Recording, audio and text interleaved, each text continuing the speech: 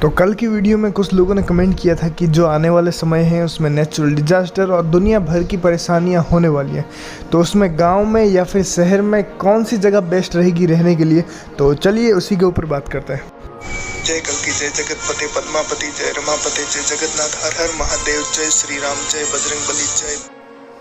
तो शहर के मुकाबले गांव ज़्यादा बेहतर रहेंगे, ये तो बिल्कुल आंख बंद करके मानने वाला बात है।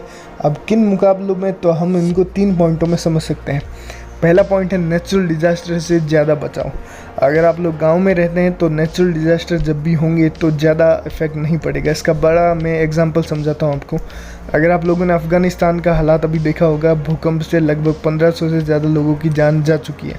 पर अगर अफ़गानिस्तान एक डेवलप कंट्री होती, मतलब जैसे मान लीजिए इंडिया जैसी होगी, जहाँ पे मेट्रो सिटीज़ होती, बड़ी बड़ी बिल्डिंग्स, बड़े बड़े घर, बड़े बड़े अपार्टमेंट, तो सोचिए ये मौत का आंकड़ा 1500 से 15,000 तक भी जा सकता था। क्योंकि बड़ी बड़ी बिल्डिंग जब धर धरा के गिरती तो क्या ही मंजर होता, मतलब बहुत बड़े लेवल पे ये तबाही होती। पर वहीं पर अगर हम अफ़गानिस्तान में हालात देखें तो बहुत दूर दूर घर हैं, और वो भी बहुत छोटे मोटे घर हैं, बहुत बड़ी बिल्डिंग्स तो देखने को भी नहीं है अफ़गानिस्तान में, जिसके कारण ये तबाही उतनी नहीं हुई है। तो यही चीज़ गांव पे भी निर्भर करती है। गांव पे आप देखेंगे तो लगभग जो घर होंगे वो छोटे मोटे देखने को मिलेंगे, बड़ी बड़ी बिल्डिंग्स नहीं होंगी। तो अगर कभी मान लीजिए नेचुरल डिज़ास्टर में भूकंप या फिर ऐसी कोई गतिविधियाँ होती हैं तो शहर के मुकाबले गाँव में आप थोड़े से ज़्यादा सुरक्षित रहेंगे। दूसरे जो मेजर पॉइंट है वो है गवर्नमेंट रूल से भी आप थोड़े से बच सकते हैं।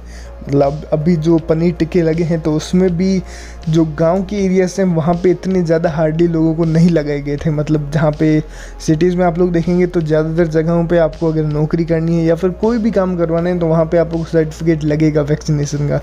पर वहीं अगर आप गाँव में चले जाएंगे तो गाँव में नौकरी करने के लिए या फिर ऐसे जो भी छोटे मोटे काम होंगे वहाँ पे आप पनीर टिक्का का सर्टिफिकेशन नहीं दिखाना पड़ेगा।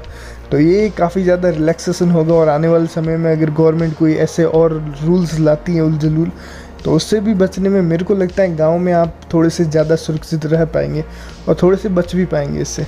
अब जो आखिरी पॉइंट है वो भी काफ़ी ज़्यादा महत्वपूर्ण है। अगर आप लोग गांव में रहते हैं तो एनवायरनमेंट तो अच्छा हो गई, इसके साथ में अगर आपके पास ज़मीन मिल जाती है गांव में तो आप वहाँ पे खेती करके अपना खुद का पेट पाल सकते हैं। मतलब आपको किसी के ऊपर निर्भर नहीं रहना पड़ेगा। मान लीजिए आने वाले समय में जब जो सिस्टम है वो कोलैप्स कर जाएंगे, चाहे वो नेचुरल डिजास्टर से हो या फिर कोई भी कारणों से हो, जब ये सिस्टम कोलैप्स करेगा तब आप खुद अपने खाने का जुगाड़ लगा सकते हैं। क्योंकि सबसे मूल जो ज़रूरत होगी वो होगा खाने का।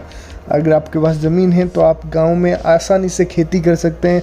खेती नहीं तो कम से कम मैंने पिछली वीडियो में बताया था, आप सब्जियां ही उगा सकते हैं, जिससे भी आपका मतलब खाना चल सकता है। कुछ ना कुछ मदद आपको ज़रूर से मिलेगी। पर सिटीज़ में ये सुविधा आपको उपलब्ध नहीं होगी। वहाँ पे आप लोग पूरी तरह से दुकानों और मतलब मॉल्स इसी के ऊपर निर्भर रहेंगे। मान लीजिए वो अगर कोलैप्स कर गए तो आपके भी लग जाएंगे।